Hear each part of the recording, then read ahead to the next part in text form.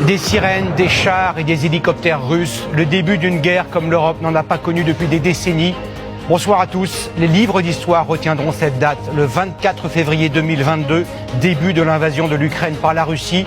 Nous consacrerons cette édition spéciale du journal de 20h à cet événement qui ébranle le monde. Ce soir, les forces russes, notamment les hélicoptères, ne sont plus très loin de Kiev, la capitale ukrainienne.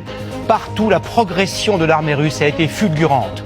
Les civils ukrainiens commencent à prendre le chemin de l'exode, la plupart vers la Pologne. Tous nos envoyés spéciaux sont sur le terrain, dans le Donbass, à Kiev, à Moscou et à Washington.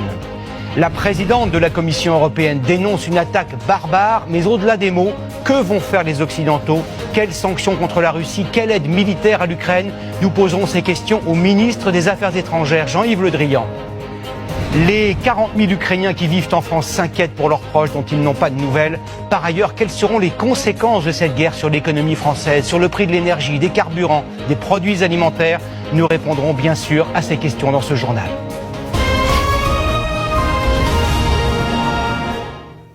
Il était 3h55 ce matin, heure de Paris, lorsque la guerre a officiellement commencé. Depuis son bureau du Kremlin, Vladimir Poutine a lancé l'invasion de l'Ukraine, planifiée de longue date pour, dit-il, dénazifier et démilitariser ce pays. La deuxième armée du monde est immédiatement entrée en action. Ignacio Bornassin. Nous sommes aux portes de Kiev et dans